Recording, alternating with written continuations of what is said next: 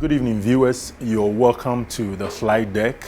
Tonight, we're privileged to have in the flight deck a beautiful lady who's managed to break the glass ceiling in a male-dominated field.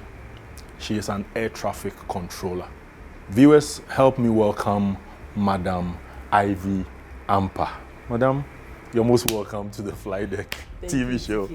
Thank you for keeping the skies safe for us. How long have you been at this place? Why do you want to know my age? Not your age. We'll get there. Oh, I've been an air traffic controller since 1998. 1998, and so that makes please it. Calculate. Oh my goodness! It's 105 years of the Aviation industry. International Air Traffic Day, and we celebrate you, your tenacity in keeping yourself in this male-dominated field. It's interesting. So what was the motivation? My personal motivation was the fact that with this job, you cannot lie. You cannot hide evidence. You cannot manipulate evidence.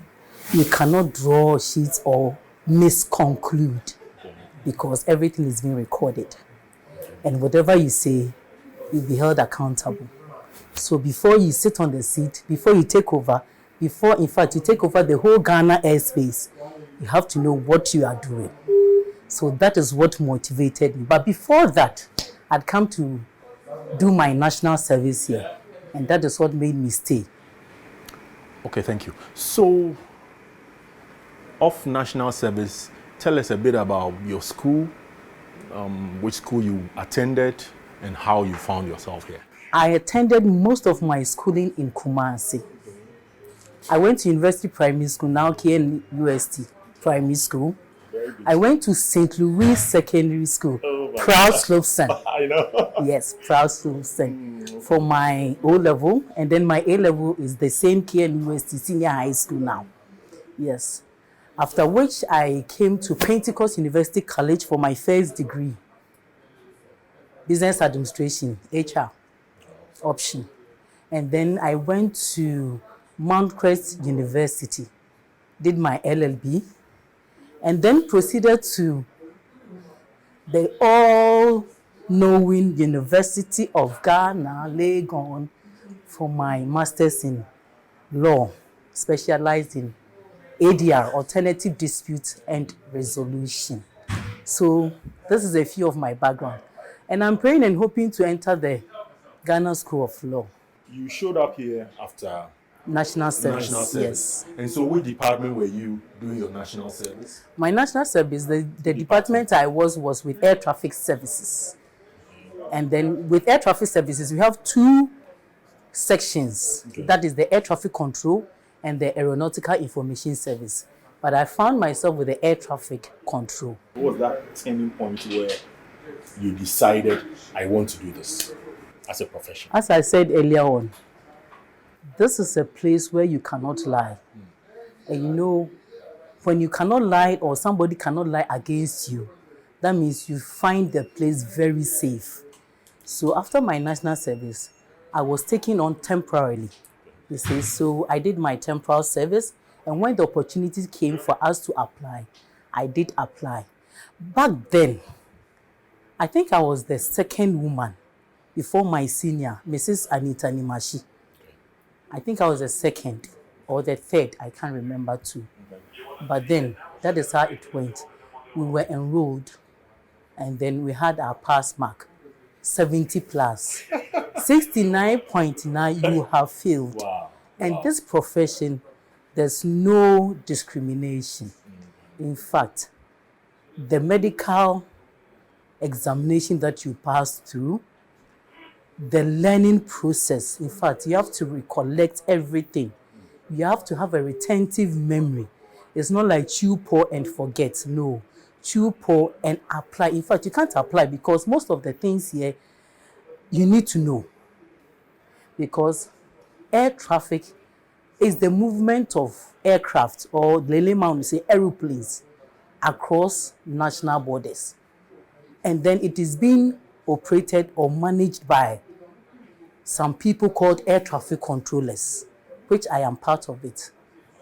And what we do is to make sure that the aircraft is safe, security-wise, amongst its operators or any other aircraft operating within the same vicinity, environment, or the continent.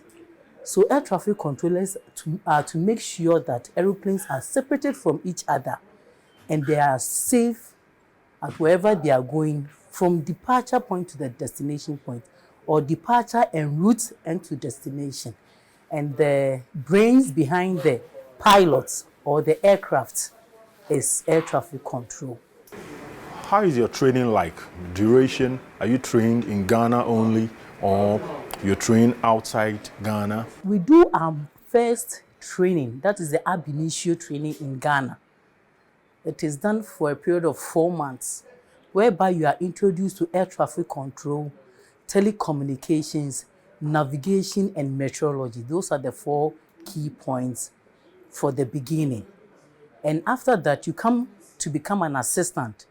Assistant means you come to be under training because you have a senior licensed personnel. A licensed personnel is somebody who has been trained, has gone through the processes, and had been certified by aviation medical doctor that he or she is good and okay to perform the functions of separating aircraft. Because if the mind is no good, this one, we don't need you here. Because a controller sits at his or her desk. You have about hundreds. If you can go and see the flight data, you have about hundreds of aeroplanes flying. Maybe let me take Ghana airspace. You have about 50 plus aeroplanes flying, and you are not of a sound mind. There are other professions. They have, yes, 10% casualty, but with air traffic control in the aviation industry, 0% casualty. You train locally for 4 months. Yes. And then what And next? then next, you go for a foreign training. Is there a particular country? There are countries that we have assigned to. One is Sweden. That is the North Point entry. In Sweden, we have the Johannesburg, the ATNS school. And then of late, we're going to Spain. Yes, we have started going to Spain. So these are the 2 areas?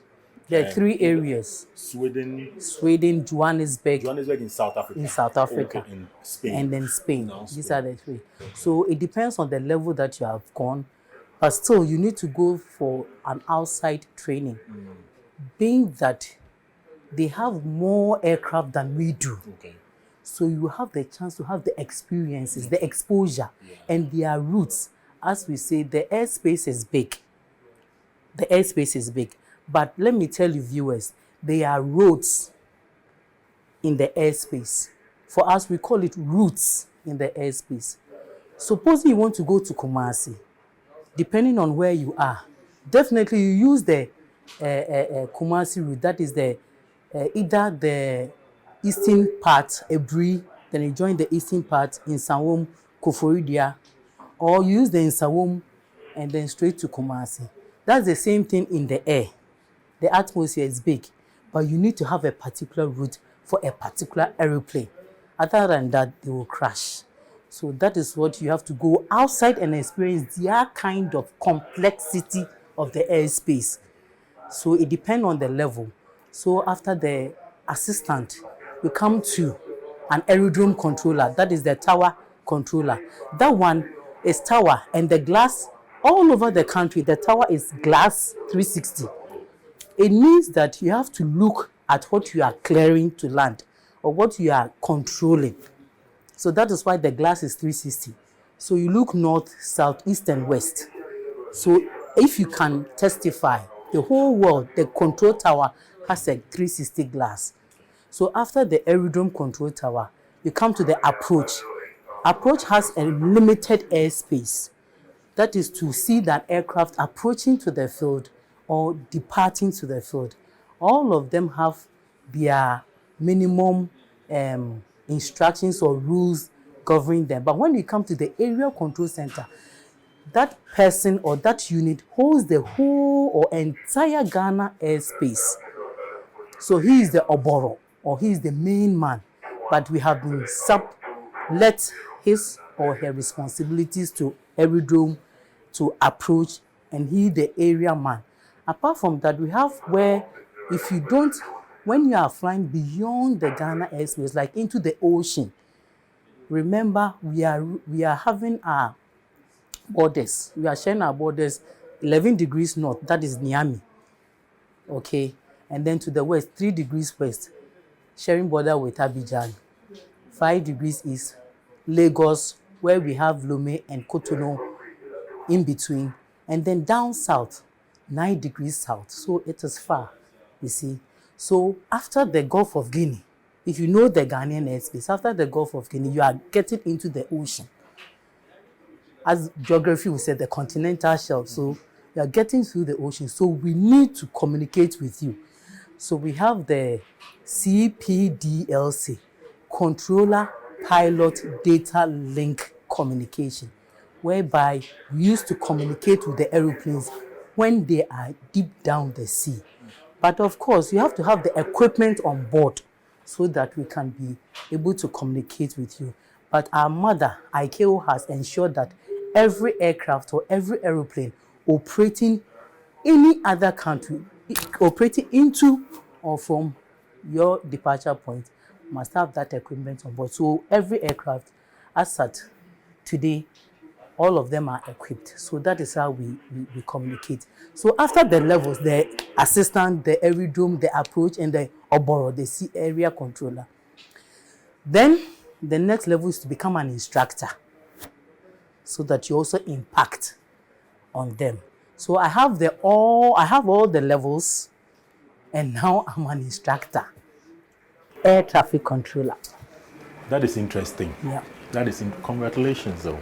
Thank you. Yes, viewers, it's been very interesting interacting with Madam Ivy Ampah. We're going to go on a short commercial break. When we return, the conversation continues. Please don't go away. Stay with us.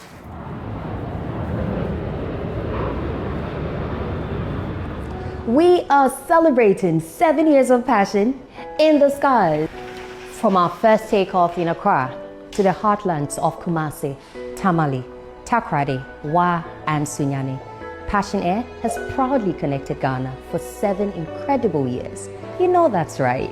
And through every challenge and every mile flown, we have remained steadfast and committed to delivering smooth and reliable air travel to you, our passengers. As we mark this remarkable milestone, we say thank you for flying with us, believing in us, and growing with us. This celebration is not just ours, it is yours too. We have weathered storms, soared above the clouds, and kept our sight high because your comfort and satisfaction have always been at the heart of our mission. Here is to 7 years of excellence and to many more journeys together. Passion Air, connecting Ghana, one city at a time. This show is sponsored by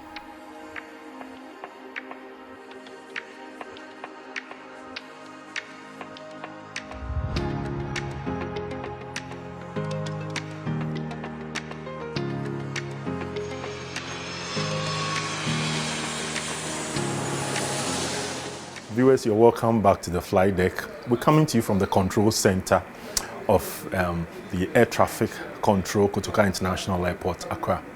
With me in the flight deck is the beautiful Miss Ivy Ampah. The other thing, you still didn't tell me the duration of the training outside. I know locally it's 4 months. Yes. But internationally, what's the duration? Internationally. When you go out to, say, Spain or Joburg? For Spain and Joburg, it is, for Spain, Joburg, your initial training will be 4 months. 4 months. Yes. And the subsequent ones will be 2 months and then 6 weeks. So for the third one. Training. The instructor training was 3 weeks. Yes. And also you have to make a pass mark, 70% pass mark, not less. Because the fact that you are an instructor doesn't exonerate you from having or attaining the required mark. No, you still have to go through the training process. Yes. Maybe a 70% mark. Yes. So what is your typical day on duty? How does it look like? You come in, I know you have shifts, Yes. and so probably 8-hour shifts. Yes. And so if you showed up at 6 a.m. or just take any typical day, on a typical day you show On a up. typical day of an air traffic controller, you report, we have 3 shifts. We have the morning shifts from 7 a.m. to 2 p.m. We have the afternoon shift, 2 p.m. to 9 p.m. And then the night shift from 9 p.m. till the following day, 7 a.m. So regardless of you being a woman, please, this field is a male-dominated area. But we women, we have proven ourselves and you are with them. In fact, we are marching with them. How many of you are on duty on a shift? How many? On a shift, we are supposed to be 12. 12 persons on a Yes, shift? because the control tower will have 2 persons working with a supervisor. Okay. Because the supervisor will not rest. Okay. So the 2 people, one will rest, take a break, and the other continue. And then come to approach, you have 2. One rest, and then the other take over. Area control, we have 3. Because you have the northern control unit, and then the southern, because it's a bigger space, as I said. And then we have the supervisors too. So if you calculate, sometimes you're under 9, but maximum should be 12. So I understand that you do the arrivals and departures. Yes. But they're flyovers, right? Yes, overflights. Overflights. Okay, so having putting all that together, give us a fair idea on a typical day. How many On flights? a typical day, we can have between 250 to 273. On a typical day, arrivals talking and about departure. 24 hours or just one shift? 24-hour shift, Okay. please. Yes. Oh, okay. Have you encountered any emergency where, it was your shift, where there was an emergency, maybe a pilot crying mayday, or I have tell us encountered it. one that you recall so well? It was an F-15 from the US. Okay. They were coming for a program or a test program. F-15? F-15, jet fighter. If you know, an F-15 is quite a small aircraft, but in aviation, nothing is small. You say. Okay. So F-15, upon reaching my airspace, told me that he has a hydraulic failure. That means he will not be able to brake, or the braking system will take a longer time. So he would need all these emergencies at his disposal. These emergencies will be the flight, the rescue firefighting services, and then the medical team. So getting closer, we told the pilot that all these emergencies are in position, and he acknowledged. And he landed. God being so good, nothing happened. But he took a chunk of our runway, ended at the end, and then exited. It was smooth. When an aircraft declares an emergency, you have to transfer other aircraft to another frequency so that you have time for the emergency aircraft, because he is our number 1 priority. We have rules of the air. Number 1 is aircraft in emergency. Number 2 is state aircraft. Number 3, vac aircraft, that is medical aeroplane. Number 4, aircraft at low levels have the priority. And then number 5, aircraft at final level has the priority. So you don't intercept, you don't interrupt. They have the right of way. So this emergency aircraft is our number 1 priority. So everybody must go, or there will be radio silence on the frequency so that we have ample time for the emergency aircraft. So we did not interrupt the pilot. We asked him to proceed to Accra, landed safely, and afterwards we asked of his emergency, and he told us that there was fire at one of the cabins. So in this case now, we were so intelligent not to have asked him during his time of emergency, but it was after he landed that he told us. But gracefully, God did so well. Nothing happened, even though we had the procedures, the emergency procedures at post, but we were right, we were sorted. I have seen incidents where, in case of a crash, the pilot's licenses are withdrawn until investigations are conducted. Is that the same in your domain? Is that the same? Ours is serious. Your license will not be taken. The body, you yourself, the body will be taken to prison, because everything they need to investigate. As I said, everything you said Everything is on the paper, it's on the tape. So those tapes, those documents will exonerate you. So you'll be put before counterback. Your license there, we don't care about it before investigations, and after which, if you're exonerated, yes, you'll be taken care of. Viewers, it's been very interesting interacting with Madam Ivy Ampa. We're going to go on a short commercial break. When we return, the conversation continues. Please don't go away.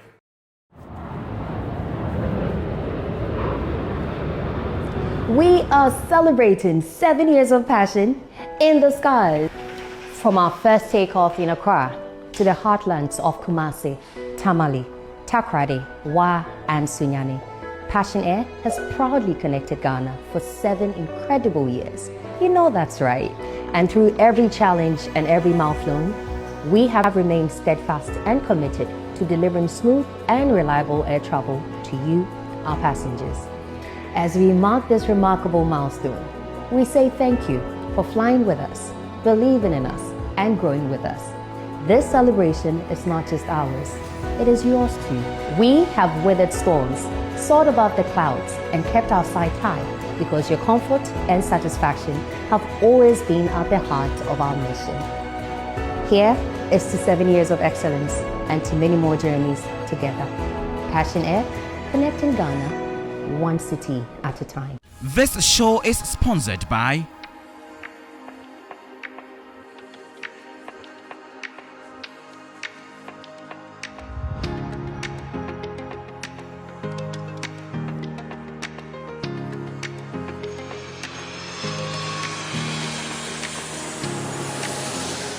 Viewers, you're welcome back to the flight deck. We're coming to you from the control center of the air traffic control, Kotoka International Airport, Accra. With me in the flight deck is the beautiful Miss Ampa. Ampa. Miss Ampa. Yes, TK. Tell us a bit about your medicals. What kind of medicals you do? Do you undergo medical testing annually or twice a year? How often? And what does it entail? Medical examination will be done by a aviation certified medical doctor.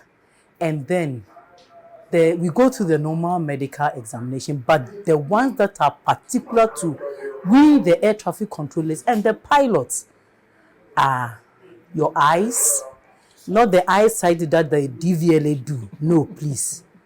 Your ears, your audiogram, how high or low you can hear minute, a drop of pin, your audio. So viewers, the ear pod, the earpiece, the megaphones, the noise, it won't help you. If you really want to work in an aviation industry, desist because you are just spoiling your eardrum. And then you do your physicals. For we the ladies, you get a medical doctor meeing your breast, pressing your breast to have a lump, you know, your stomach, your abdomen, whether you have other sicknesses over there, your reflex action, you'll be hit by a small hammer to know how you react to, I mean, they are testing your senses, your urine, and then your blood, and then any psychoactive substances within your system. No alcohol. Don't tell me you want to enjoy. Please, if you want to enjoy, aviation is not your portion because you will be deprived of any alcohol. And for the men too, you know, the same, the eye, the audiogram, your reflex actions, and then the balls, they're down there, you know, you'll be naked in front of a woman. They want to see how you react, you know, the behavior. If you're under tensed, or I mean, I don't care like me. Yes, you can watch free, and then I go my somewhere. Has it ever happened that someone failed medical exam? Yes. How long is it valid for? Is it annually or 6 months? Or So when you fail, what happens? When you fail, you are gone. They can't pacify you. If you are working and your medicals fail, you'll be taken off the active position and do other less active things that will not require, yet demanding, that will not require your brains to work. You know, safety and security It's our priority. Your job appears to be very stressful. How do you manage your stress? If you have a passion for something, you dedicate all your energy towards that thing. If you ask me what I used to reduce my stress level, I'll tell you talking to pilots and having the job done. How does this job affect your relationship with family? Everything about aviation, it takes a lot of time because this is a profession that you come, they'll tell you your family is number 2. And true, because if I come and I'm handling one aeroplane, which has about 350 people, I mean, my family is only 2, 3, or my mother, my father, the whole total, I mean, it cannot compensate for that 350 passengers on an aircraft. So your family is number 2. Can you tell female viewers out there, ladies who might want to take after you? Viewers, all females, all males. When you have a female in your environment, in your workplace, on your work premises, please treat us fairly. Don't shout on us. Don't see us as an inferior person. We are here to compliment. Forget about the Benjin. We are not equal. We are here to compliment. We are not in any unmarked position. Who is first and who is not. So, my ladies, if you want to be an air traffic control, it's demanding. That one, I have to tell you, is demanding. Because all your brain has to be working. You should have a sharp brain, a retentive memory, and be knowledgeable. The flight deck would like to give you an opportunity to celebrate some persons who held your hand, some people. Just say something. Celebration to Say something. to the God I serve. Of course. God, I thank you. And to my fellow air traffic controllers worldwide, especially Ghana air traffic controllers, they've been supportive. They've been so much supportive of my career. And to my parents, to my siblings, to my classmates, I thank you so much. All right, viewers, it's been very interesting coming to you from the control center of the Air Traffic Control, Kotoka International Airport, Accra. I believe you enjoyed her interaction. Let's see you on our next episode. Thank you and good night.